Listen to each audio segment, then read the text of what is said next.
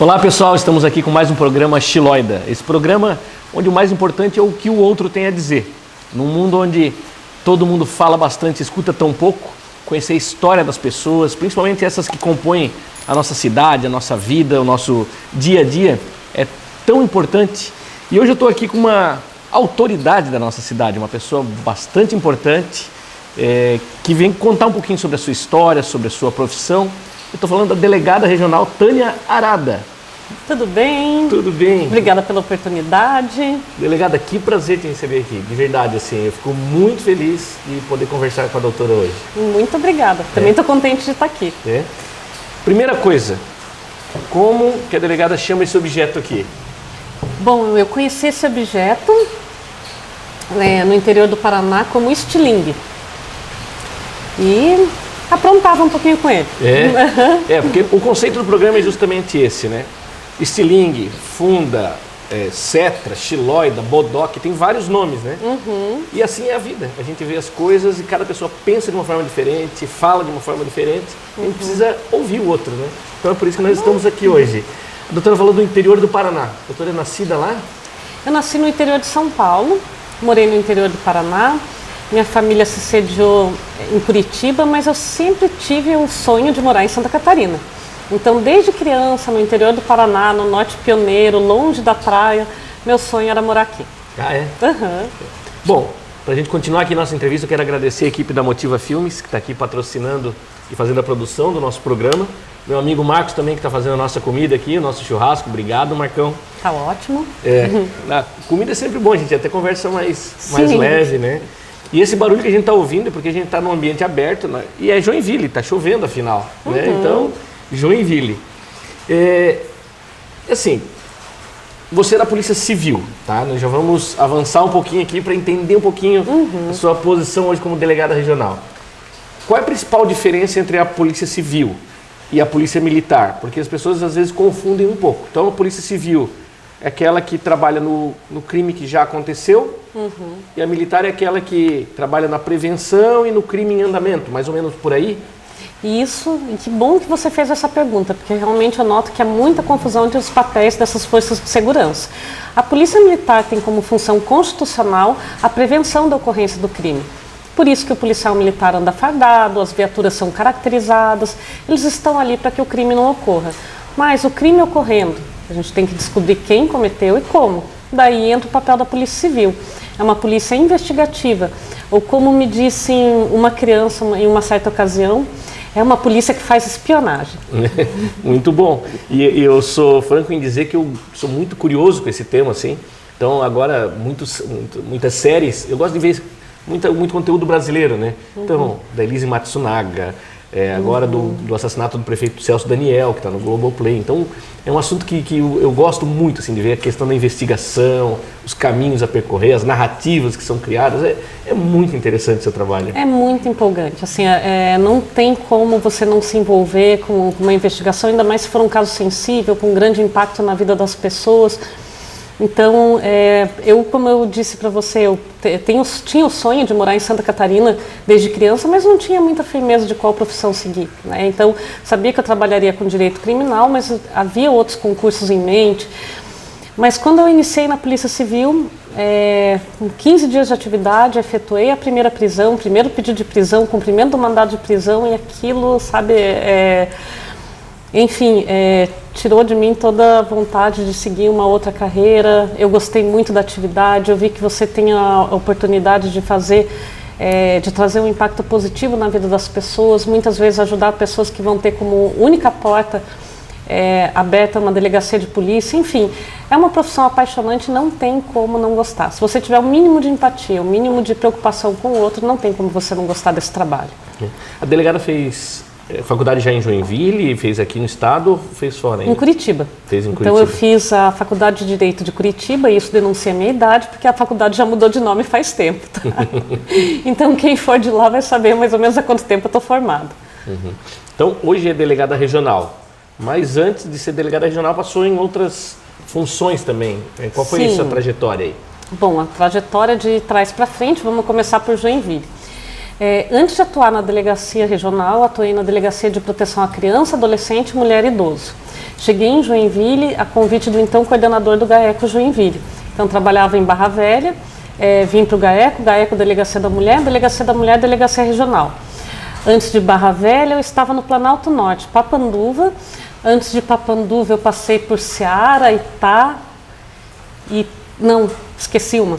Antes de Papanduva foi São Bento do Sul, antes de São Bento, que foi onde eu comecei a carreira, no Oeste. Então, Ceará, Itá, Ipumirim, uma região do estado que eu carrego com muito carinho no coração.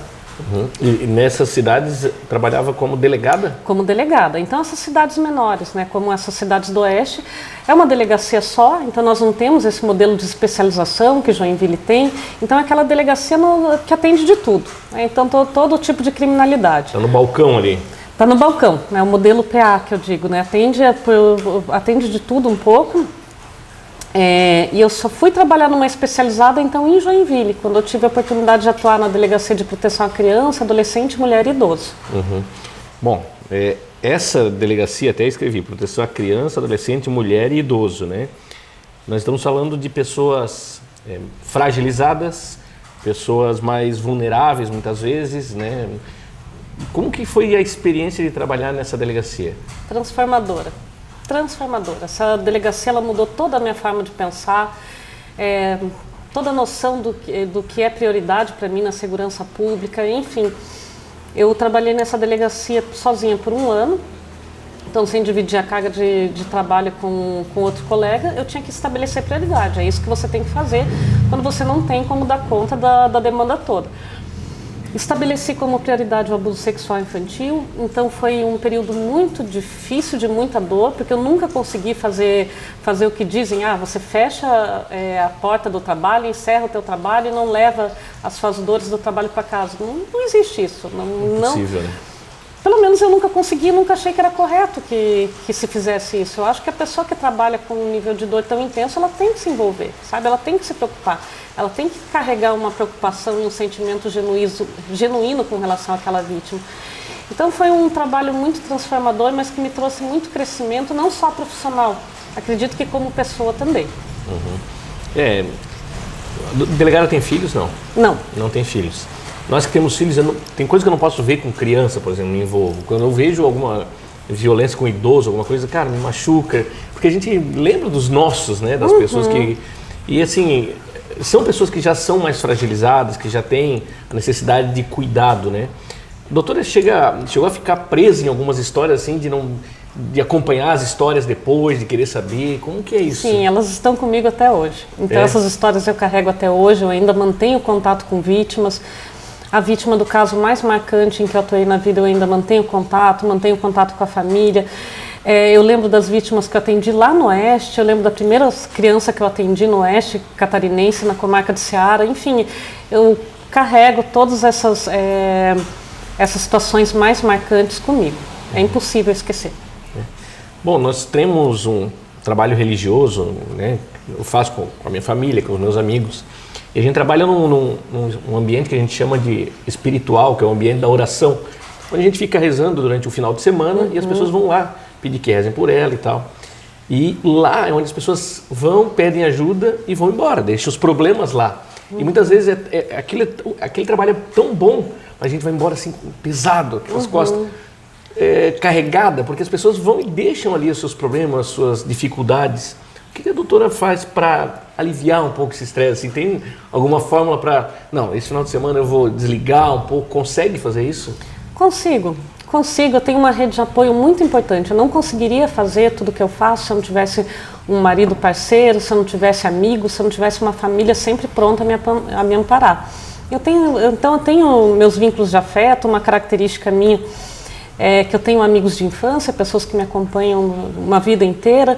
E eu brinco que esse grupo de amigos são o meu detox. Então é o momento que eu encontro com eles, que eu consigo esquecer um pouco, né, da responsabilidade ao meu cargo, consigo esquecer essas situações um pouco. Agora estou fazendo boxe, né, com o marido. Descarregando um pouco. Isso que ele te contou ali. Então, assim, tem sim atividade física, eu sempre gostei de fazer, caminhadas, enfim. Há momentos de distração porque são necessários, são extremamente necessários. Bom, e desde 2017 agora é responsável pela Delegacia Regional de Joinville, né? Isso. Estar na Delegacia de Proteção à Criança, Adolescente e Mulher, atua mais diretamente nos casos. Uhum. E já na Delegacia Regional, me corrija se eu estiver errado, eu vejo que é mais um cargo de gestão, de dar os recursos para que a polícia de uma forma geral trabalhe. É por aí? É isso mesmo. Então essa é a função do delegado regional. O delegado regional ele representa a Polícia Civil em determinada região. Então aqui ficam a meu cargo Joinville, Araquari, Garuva, Itapuá, São Francisco e Barra do Sul. Isso me acarreta 17 delegacias, né, para serem geridas. E quando eu comecei nessa função, eu lembro da minha mãe me perguntar, porque minha mãe sabia que eu gostava muito da atuação em linha de frente, cumprimento de mandado e tal. Ela falou assim, filha, mas você não vai sentir falta das emoções, tal, da sua atividade? Eu falei, mãe, com certeza eu vou ter várias, né, só vão ser diferentes. Mas eu me preocupava também, né, se eu me adaptaria com essa função de gestão, porque eu gostava demais, gosto muito da atividade fim, da atividade de investigação, só que quando você consegue alguma coisa, né, consegue ajudar aquele teu bom policial, teu policial dedicado, ou consegue uma melhoria na prestação de serviço, ou uma melhoria no atendimento, ou uma parceria que rende frutos para a Polícia Civil, isso me traz uma satisfação tão grande quando eu sentia quando recuperava um objeto, ou cumpria um mandado de prisão, ou algo que eu adorava fazer em delegacia e sempre pedia que deixasse para que eu fizesse isso, porque eu adorava devolver o bem para a vítima. Então, se fosse qualquer coisa, uma cadeira de praia, um vidro de home office, um guarda-sol, o que eu gostava mesmo era do momento em que você entrega para a pessoa, você devolve para a pessoa aquilo que foi levado dela. E quais são as principais funções da Delegacia Regional, então? O que a Delegacia Regional atua? Bom, o delegado regional, acho que ele tem que buscar soluções para problemas, né? E você não trabalha em condições ideais, mas eu não faço muito drama com isso, porque eu não sei se alguém trabalha em condições ideais. Então, acho que o papel do delegado regional é buscar dar a melhor resposta possível com as condições disponíveis. Gosto muito de parcerias, então essa é uma característica desde o começo do trabalho. Recentemente, em razão de um evento na Câmara de Vereadores, eu tive que rever minha história e buscar as primeiras reportagens, as primeiras matérias. Está ali na primeira comarca, o primeiro grupo de apoio, a primeira parceria com a comunidade. Na primeira entrevista eu digo que o meu objetivo é trabalhar em parceria com a comunidade. Então acho que boa parte do que nós conseguimos evoluir aqui em Joinville, a nível de Polícia Civil, foi com base nesse tipo de parceria. E você comentou esse trabalho que faz muito bacana, né, um trabalho de auxílio espiritual, e nós firmamos parcerias com inúmeras igrejas, universidades, voluntários. Eu acho que isso foi o que eu mais gostei de fazer. Eu costumo dizer que eu não sou o melhor em quase nada que eu faço. Assim, eu tenho uma banda, mas eu não sou o melhor músico. Eu tenho uma empresa de produção de vídeo, mas eu não sou o melhor cinegrafista. Mas eu sei ligar os pontos. Isso eu acho que é fundamental, né? Sim. É fazer com que as pessoas trabalhem em sinergia para que o resultado aconteça. Exato. É por aí, né? Exatamente isso. Então a Polícia Civil foi firmando parcerias agora recentemente com artistas plásticos. Então tem uma amiga minha que brinca, ela fala assim, você é a rainha das parcerias inusitadas. Eu falei, mas eu acho que é isso que o gestor tem que fazer. O gestor ele tem que ser, ainda mais no serviço público, ele tem que ser extremamente criativo. Você tem que buscar, não adianta você fazer algo que alguém já fez e achar que com isso vai alcançar um resultado diferente. Não, você tem que buscar construir algo novo, tem que buscar construir esses acessos, enfim.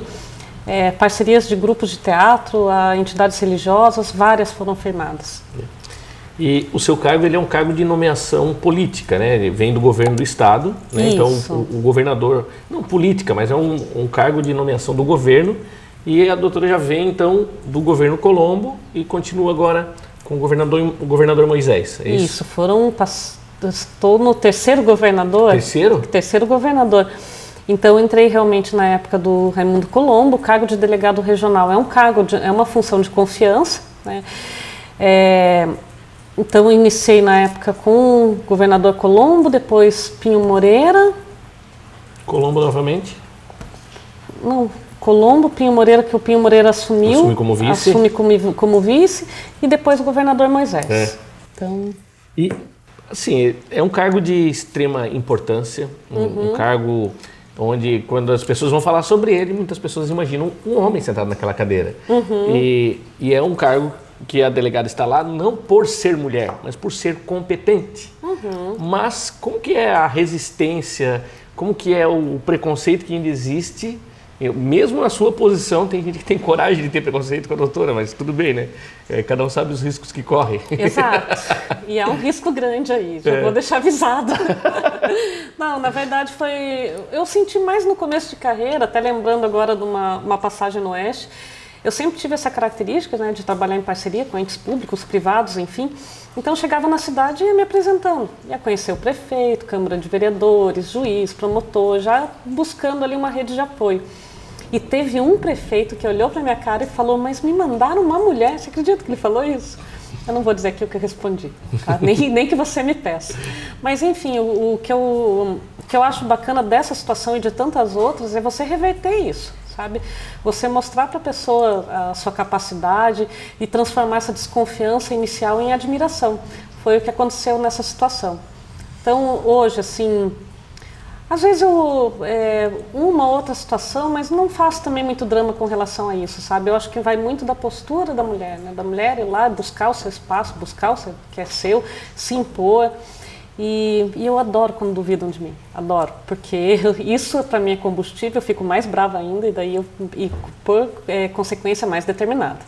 Em Joinville hoje tem a doutora Tânia Arada como delegada regional e temos a vice-prefeito, o segundo nome mais importante da nossa cidade, né, depois do prefeito Adriano, e ela assumiu como prefeita também e está lá por ser boa no que faz, tanto que ela assumiu um tempo como prefeita nas férias do prefeito Adriano e cumpriu muito bem o cargo. Ela não está simplesmente, é uma mulher por ser, né? Está lá como vice só para ocupar um espaço. Isso eu acho que é importante, mostrar a competência, né?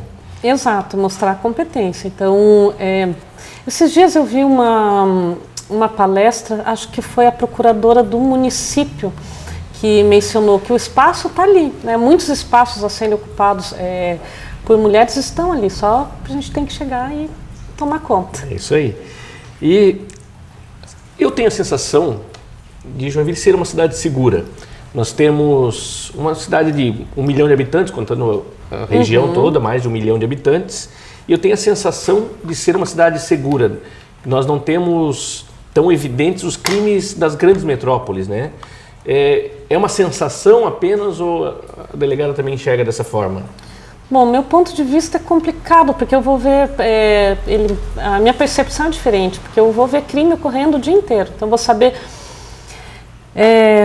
de tudo que está acontecendo, não consigo ter a mesma percepção de alguém de fora da segurança pública, mas sim, venho de uma cidade maior, né, de um centro maior, onde eu noto que os problemas são maiores. Por exemplo, latrocínio, que é algo terrível, não acontece, não queremos que aconteça aqui com tanta frequência, mas a gente vê cidades maiores em que a gente tem isso semanalmente. Né? Então, sequestro também é algo que a gente não escuta falar aqui na nossa região.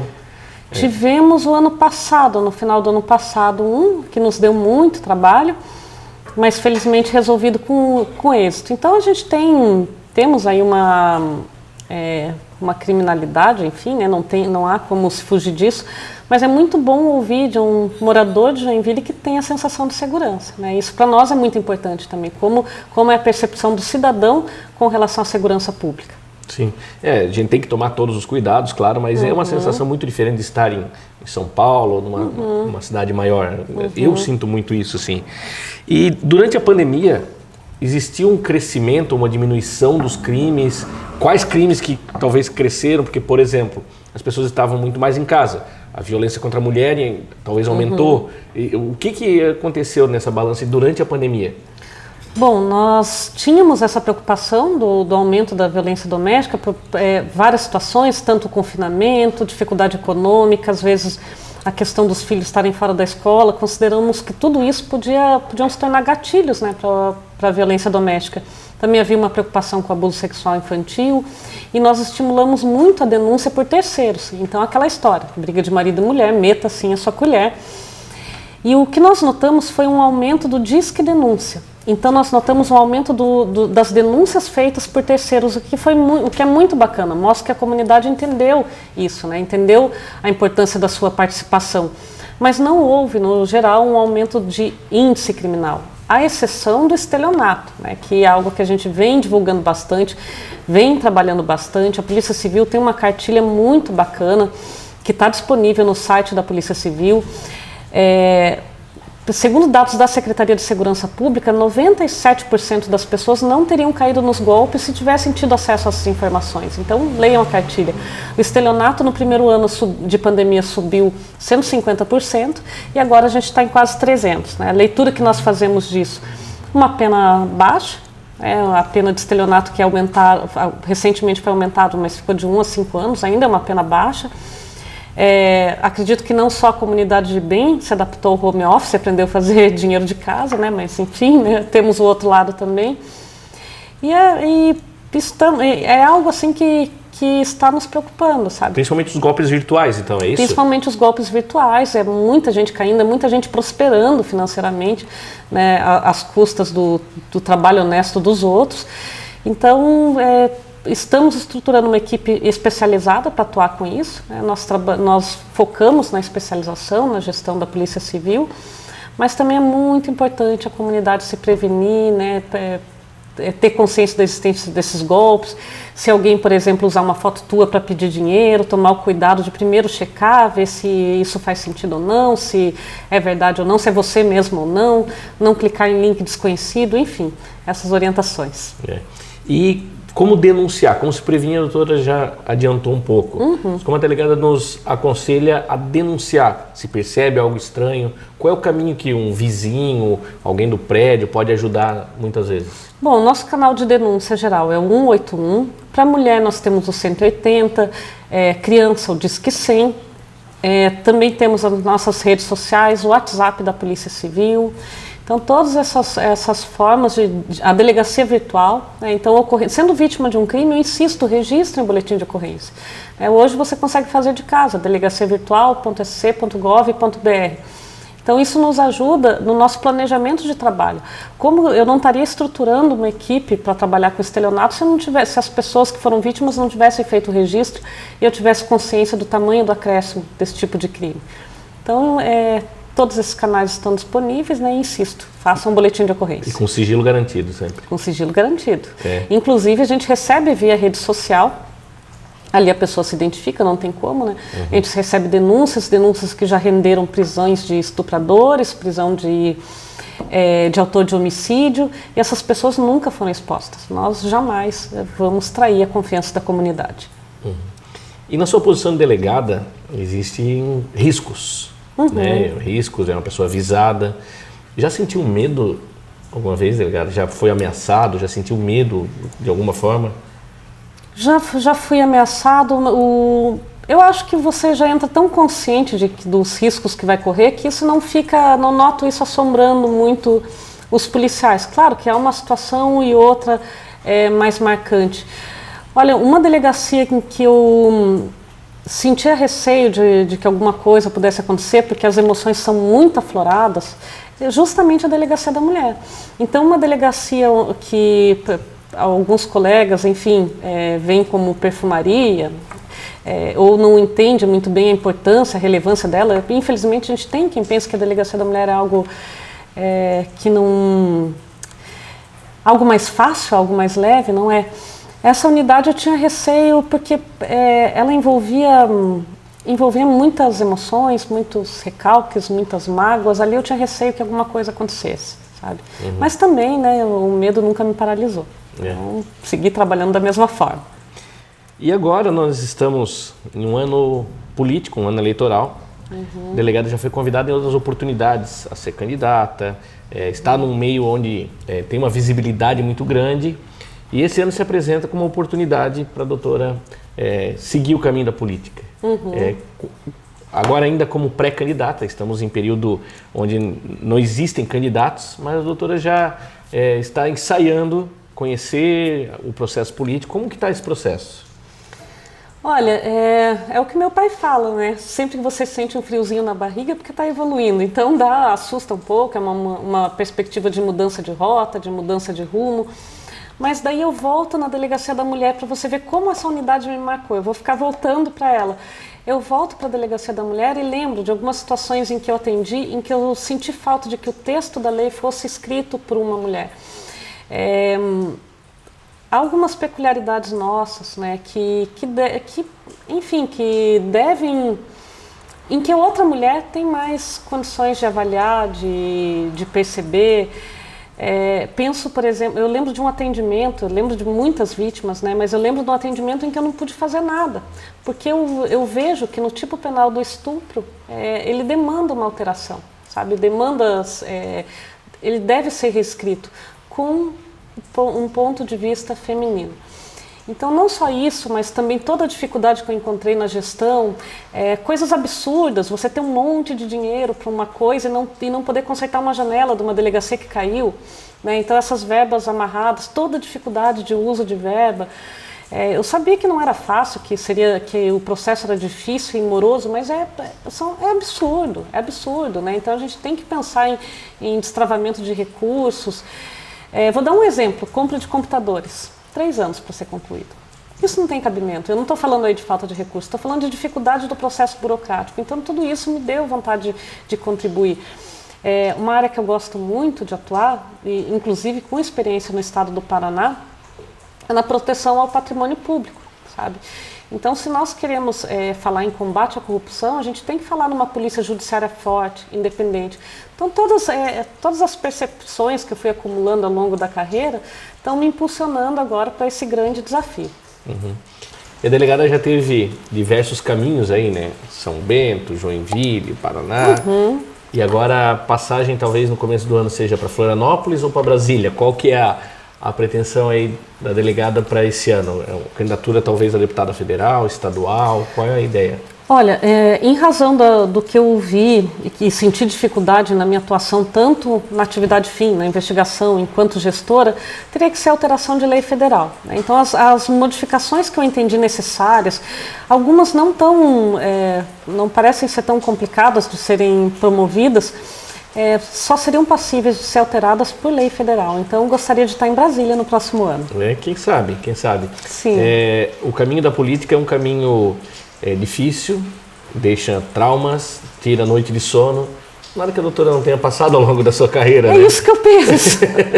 É isso que eu penso. Claro que é desafiador, claro que assusta um pouco, mas eu acho que eu sou uma mulher com um coração forte, porque até agora eu não tive um treco, eu aguentei todos os desafios que me foram apresentados.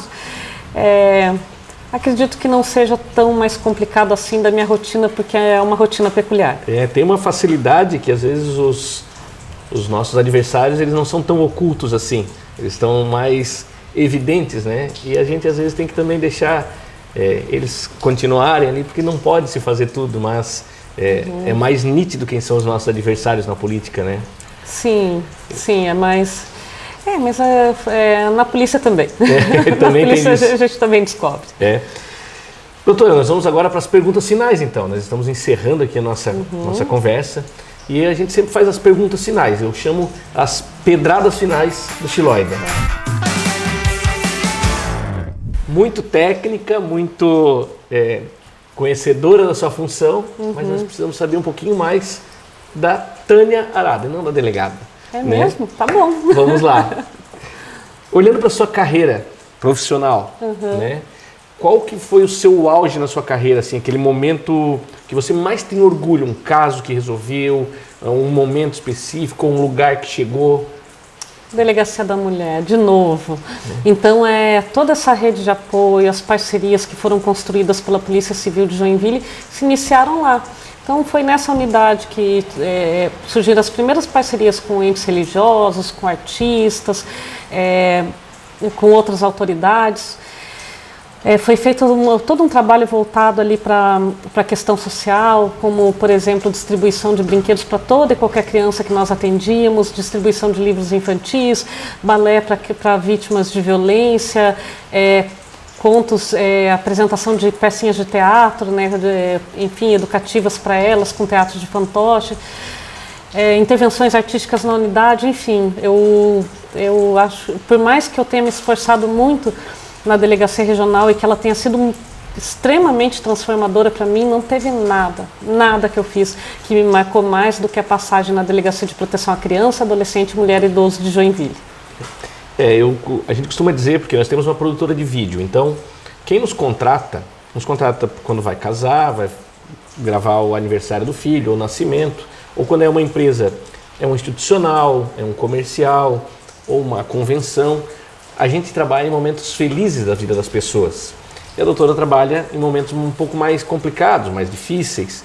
Mas eu vi também uma questão de humanização. Na sua delegacia, por exemplo, desenhos de crianças, né? As crianças conhecendo o trabalho. Isso também dá energia, né? Para deixar mais leve o ambiente e facilitar o trabalho, né? Dá. Então, assim, uma das metas ao assumir a delegacia regional, e acho que por onde eu passei, eu sempre tive isso, foi buscar aproximar a comunidade da polícia. Então, eu comentei contigo antes da gente começar que quando criança eu pedia para dar volta em viatura no interior do Paraná, parava as viaturas e os policiais me levavam, né, num fusquinha da Polícia Civil. Eu acho que isso aí norteou a aproximação que eu busco fazer hoje com as crianças. Eu nunca quis que uma criança olhasse para nós e sentisse medo. E eu detesto quando falam para a criança, se você não se comportar, a tia vem te pegar. Não é verdade. Não é essa a imagem que eu quero passar. Então, acho que isso é bom para a comunidade, porque gera uma relação de confiança na força de segurança, e é excelente para o policial, né? Esse retorno, o policial, ele tem um problema de autoestima em razão das inúmeras cobranças, críticas, muitas injustas, muitas devidas, mas muitas injustas. Então, acho que trazer esse retorno para os policiais também, demonstrações de carinho da comunidade, ainda mais vindo de crianças, foi algo muito legal de fazer. E eu vejo que esse trabalho ele tem que ser ampliado. Uma criança que recebe na escola a visita do bombeiro, ela conta para todo mundo, aquilo marca. Um policial. Durante a campanha política de 2019,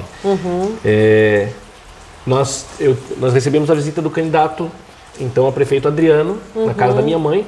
E o meu filho conversou com o Adriano, sentou assim como a gente está, e deu 2 ideias de projetos para ele. Né? 2019 não, campanha de 2020, né? A campanha foi já no primeiro ano da pandemia. Ele contou para todo mundo que ele deu 2 ideias para o prefeito, para o candidato, ele conversou com o candidato e depois o Adriano virou prefeito. Então, cara, eu sou amigo do prefeito. Então essas coisas marcam a criança de um jeito. Então levar às vezes não só as autoridades, né? Mas um empresário que a pessoa conheça. Né? Eu acho que quando a gente muda a juventude, a criança, a gente muda a sociedade como um todo, né? Com certeza. E o que eu notei na minha atuação relacionada a adolescente infrator, né? Adolescentes que praticam crimes, digamos. Falta de referência positiva. Então também é muito importante, né, a gente se apresentar como referência, né? Se apresentar como referência positiva.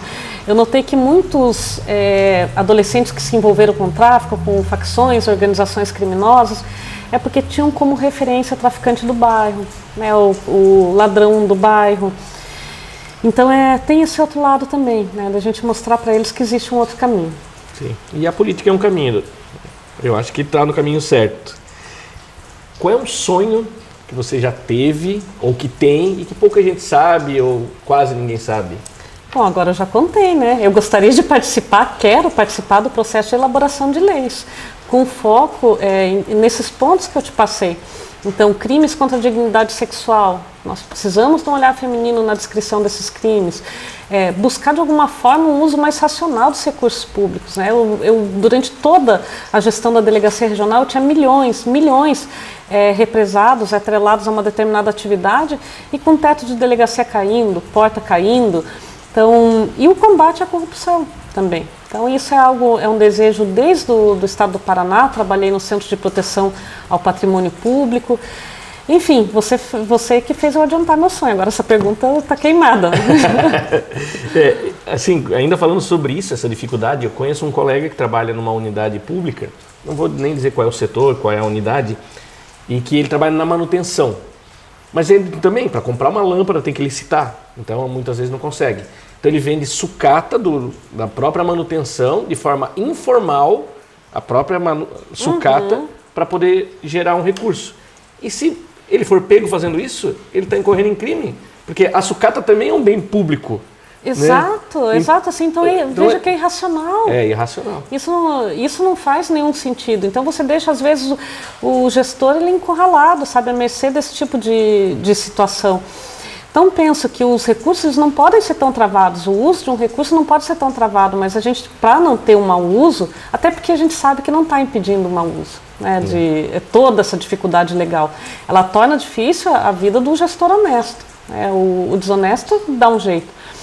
Mas penso que então os órgãos de controle têm que ser fortalecidos, Ministério Público, Polícia Judiciária, ouvidorias, tribunais de contas, é nesse sentido, mas não travar tanto a verba pública a ponto de inviabilizar o uso. Então, assim, saio da delegacia regional sem ter conseguido consertar um teto, né, que foi levado ainda pelo ciclone bomba, mas com milhões represados, né, muito dinheiro represado, que eu só consigo utilizar para uma determinada atividade. Isso não tem cabimento. E trazer autonomia também para o gestor, né, local. Porque muitas vezes quem libera esse recurso está muito longe e não percebe a necessidade. Está muito longe, né? Então, assim, acho que outra coisa importante no processo de elaboração de leis é ouvir as pessoas, né? Não uma pessoa distante da atividade, sem saber o que está acontecendo, se propor a regular algo que nunca fez. Não faz nenhum sentido. Mas, então, espero colaborar para que isso mude, né? Delegada, uma saudade. Se pudesse viajar no tempo e revisitar um momento da sua vida, para onde iria, com quem estaria? Eu estaria na minha infância, no interior do Paraná, cheia de sonhos e com as amigas que eu ainda tenho, que são as amigas de uma vida inteira. E se pudesse, por um dia, ocupar o lugar de alguém na história? Uma pessoa viva, morta, alguém que passou pela história, um momento que ela viveu, uma pessoa em algum determinado momento. Eu já tive relatos aqui de artistas, de políticos, de vários aspectos. Mas se pudesse ser alguém por um dia para viver aquela emoção. Gandhi pela evolução espiritual. Para ter um momento de plenitude, de compreensão melhor do universo.